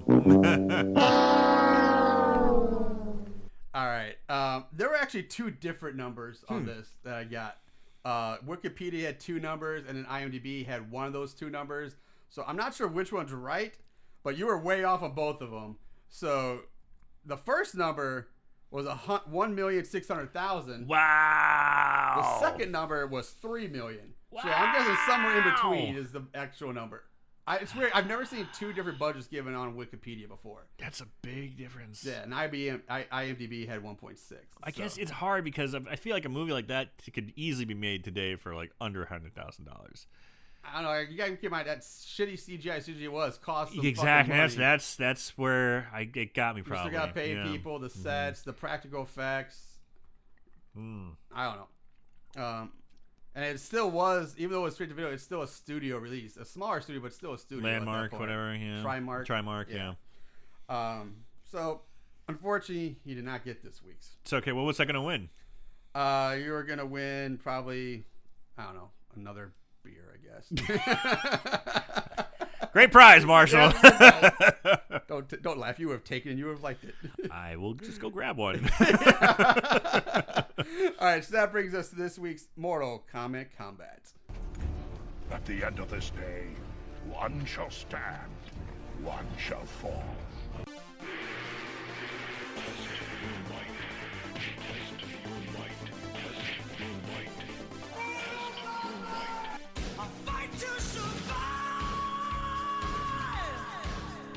Good versus bad. Right versus wrong. Light versus dark. In the end, when the dust settles, who will be left standing after Mortal Kombat Combat? All right, so there were 185 total reviews on Amazon. 60% of those are 5-star, with only 7% being 1-star. So a very lopsided battle on this one, according to Amazon. But again, that was one that gave it 4 out of 5 stars compared to everywhere else. First up, Annie just writes, love it, 5 stars. Simple enough. Amazon customer writes, great movie all the time, 5 stars. Ronnie 007 writes, as I said in another review, this adds to my collections, 5 stars. Eddie, one word, perfect, 5 stars. Perfect. Andrew, this is I one writes, movie of the year 2015. It was released in 1997, but sure, why not? Terry Nelson writes, in space, a good one, not a bad thing to say about the movie. They all good, 5 stars. They all good in the hood. Yeah, so from Stefan Landriau, yeah, baby, shake hands with the big guy. Dumbest line in a very dumb movie, 5 stars. And True. lastly, from LP Quagmire, the Leprechaun franchise hits its apex in bone-chilling style with this suspenseful, nerve-numbing coda. Ranks alongside Psycho and Jaws the Revenge as one of the greatest horror movies ever made, 5 stars. Jaws the Revenge. Now we move on to the other side of this battle here. We got the 1-star guys from Joe. The worst movie I've ever seen is Caress of the Vampire, which may not even qualify as a movie, more like an attempted vampire porn. However, before I saw that crap, my worst movie spot was definitely this one. It's so bad, but it's not funny bad. It's just ... bad. The horror production is the only thing even slightly entertaining. The space plant looks like cardboard, and you see the duct tape hanging off the spacesuits. It's so stupid, not funny, and just plain horrible. But if you want to see the whole series, this is one of them, so you're forced to watch this one too. Hopefully, quote-unquote, Hood will be better. Joey, I hate to break it to you, but you might be in for a big disappointment then, whenever you wrote this. I don't know. Ice-T does pull a fucking mini baseball bat out of his afro. He does. Forgot about that. Forgot all about that. Michael Bulch writes, woo! The freaking leprechaun is in space. Okay. How the crap did he get there? With no good acting and surprisingly fun bit of involving a lightsaber, which is the only good thing. This one is total flop of a movie and a floppy franchise. You also get to see the leprechaun grow enormous and he checks out his huge sausage. What a waste. 1 star. Daniel Edmondson writes, I thought it was going to be bad. Then I watched it and realized my expectations were too high. 1 star. Evan Max, I vote that Amazon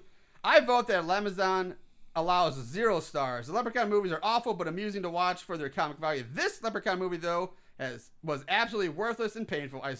I'm so relieved that I fell asleep for part of it. 1 star. Last two, one from Jay. This is quite possibly the worst movie in history of filmmaking. I began thinking to myself, no way could this get any worse, but to my surprise, it did. I'm not quite sure how this movie was funded, seeing that the third Leprechaun movie would surely be enough to drive the producers into bankruptcy, but somehow a few dollars were scraped up to pay for horrible effects and no-name actors. I have just been informed a 5th Leprechaun movie was also made... ... Why? 1 star. And lastly, now this one I have to read, and it's very interesting and well written. Is it? From Jeffrey Litch. Leprechaun 4 is a type of film that only the most learned, metaphysically hardy individuals should watch. As I sat in my easy chair, buffeted by the splendorous emanations pouring out the television screen and speakers, I pondered why my mind could handle the multifaceted plot, canon deep characters, whipshaw fast pacing, and dialogue that surely issued from the mouth of the most benevolent deity watching over each and every one of us from his throne in the stars. Seriously, I am just funning around. We all know, as anyone has sacrificed 90 minutes of his or her life to watch this Dulesville production, knows that this movie reeks to high heaven. Leprechaun 4 boosts Debbie Dunning, a group of space marines, and the actor who played the geeky guy in Bachelor Party, the one with huge glasses that lined up the female entertainment for Tom Hanks' character's hotel bash. Why doesn't Leprechaun work in any way, shape, or form? Because it boosts Debbie Dunning, a group of space marines, and the actor who played the geeky guy in Bachelor Party, the one with the huge glasses that lined up female entertainment for Tom Hanks' character's hotel bash. Leprechaun 4 ought to come out with a syringe full of Thorazine because that's the only way anyone will get through this one without significant mental scarring. 1 star. So there's what the battle lines are drawn. Those type of reviews always kind of irk me, you know, when they start off like waxing poetically, like doing like a self jerk off to show that they have a big vocabulary, yeah. And then, you know, trying to like rag on the movie. It's like, we've heard a lot of them, you know. Yeah. You're not that original, pal. There's a lot of them out there. They probably think they're fucking clever, you know, writing like, "Ooh, I'm gonna act like it's so crazy cool. I'm gonna flip it on them." It's like, God damn it, just give me your. There was thoughts, one man. review that like it was one of the longest reviews I've seen. Like it was like 4, 5, or 6 paragraphs. I was like, Jesus Christ, dude. And it was a 1-star review, but my God. I'm so glad you didn't record No, that. I didn't even. I'm not even reading that thing. But anyway, that's what other people had to say. So let's wrap it up with our final thoughts. Aaron, where are we going here with Leprechaun 4? I'm picking my nose a lot right now. I'm sorry. All that talking, I had no time to pick my nose. Getting drunk. So bad it's good. So bad it's good. I'm sorry, but the Leprechaun franchise is ridiculous. This one takes it straight to space. You know what you're getting. You're getting something stupid. This movie is dumb. But it has some redeeming fun parts. I am a little bit more disappointed with the Leprechaun. Yeah. I honestly felt like this really wasn't too much of a Leprechaun movie. Yeah. He doesn't do a lot of Leprechaun stuff, but that doesn't make it bad necessarily. It doesn't make it like not worth watching. He has his moments here or there. But it might be kind of hard for Leprechaun to do his do his Leprechaun shtick when they don't even know what a Leprechaun fucking is. Yeah. I am a little bummed out that he used the gun so much, and that he's a little person who waddles away from space marines who should be trained killers, and they can't fucking shoot him. That was stupid. Well, he is a tiny movie target. But he's a slow movie target, but he is tiny movie target. Just waddles back and forth. Dude, there was a video not too long ago of Warwick Davis wiping out of his SUV. He has this big fucking SUV and he's getting out of it and he just falls right out. Just gets up, dusts himself off, and waddles inside. He waddles. It's probably happened more Warwick Davis is a little person, yes, but he always waddles. He's a bow-legged midget. Yes, yeah, he is a waddler. No, fucking, even when he's wicked, he waddled. Yeah, no offense. I mean, in Willow, he waddled, and yeah, he's just a waddler. So a lot of them have to waddle. Yeah, it's unfortunate, but man, watching him wipe out of that, I couldn't help but laugh. I'm such an asshole. But yeah, but like I was saying, it has a lot of its faults, but overall, fun. The Space Marines are actually pretty funny. It's a good spoof on sci-fi movies in general. They do a pretty good job on that aspect. So bad it's good. I had fun watching it. And I watched it twice, and each time I had a blast. All right. So I would concur with you on a lot of things that you said. I agree that I was disappointed in the Leprechaun not being very leppy, like the leppy we've come to know. Like there are very few. There's hardly any rhyming or limericks. Limericks. I think that's what limericks or any of that. That we've seen in the past. His one-liners weren't very witty this time. Yeah, he should use more magic. I mean, other than when he uses the magic to kill Harold with the pizza tray, there's very little magic used. Yeah, it's very blessed. So I was very disappointed in that because not a lot of you Irish could almost just stuff. He sings Danny Boy once. Yeah, but... I mean, you could almost just replace him completely with a whole other some other new random alien. It'd probably be the same movie. But that said, I will agree that I watched it basically 3 times. Each time I did enjoy it. The first time I watched years ago when I was thinking about doing it, this movie's fucking garbage. It's terrible. But man, I was watching it again, it's just stupidly fun. Yeah. It is. So we're gonna go double. All right. Double so bad it's good. It's getting the double votes this week. I would never have guessed myself saying that about this movie, but it's just a dumb ride. Do you feel dirty? A little bit. Really? But it is. I wallow in this stuff. I love it. It's just a dumb, fun ride. It's just stupidly fun, and I kind of enjoy it. And the overacting is so on point. It's make the characters ridiculous. So yeah, I'm not gonna say anymore.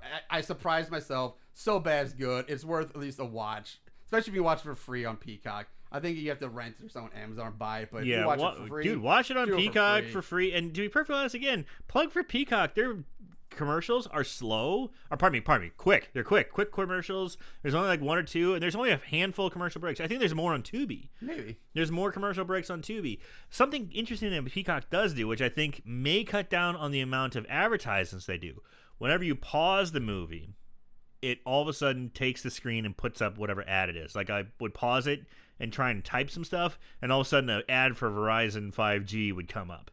And I'm like, oh, that's probably how they get around so many commercials, is when you pause it, there's a commercial right there. I bet I didn't watch on Peacock, but yeah, that's probably which is clever because it cuts down on commercials, but it fucking sucks if you're trying to pause the movie, pause the movie and see something interesting, or to take a look at something. Too bad you're gonna get fucking, Yeah, that's a downfall if you're trying. Jeff from State Farm popping up or whatever, and it's Jake, it's Jake from State Farm. Whatever, yeah, it's a pain in the dick. All right, well, there's our take on it, guys. That's what St. Patty's Day episode for this year. St. Patty's Day sucked this year, man. Again, it's the second year in a row. 2 years. 2 years. 2 years. Well, just no St. Patty's in 2 year, years. But last year was canceled. Yeah, but it's only been 1 year. And this year it's been canceled. 2 St. Patty's Day, but 1 year. Well, fine. 2 St. Patty's Days canceled. Yeah. And it kind of hurts me, man. I like St. Patty's Day is a good one. It's a fun holiday to celebrate because it's just basically excuse to go, scream about how you're white and drink. Yeah. Just like Cinco de Mayo. Everybody's Mexican all of a sudden. It's Yeah. like Cinco de Mayo. Everyone's Irish. Yeah. Everybody's Irish. Everybody's Mexican. It's Yeah. just an excuse to get drunk. Yeah, and it's but we've had some good fucking St. And Patrick's Mardi Gras, times. everybody's French all of a sudden. So, French Catholics. yeah. So, all right, there's our take, guys. Thanks so much for tuning in, listening. If you want to support the show, check out our Patreon page. Hopefully, we'll be adding more to it soon. How soon? Hopefully, very soon. Very soon. Hopefully soon. Oh. All right, that's it. We'll be back later with another movie, so you know what to do. In the meantime, guys, watch more horror movies, and remember to always keep it tight.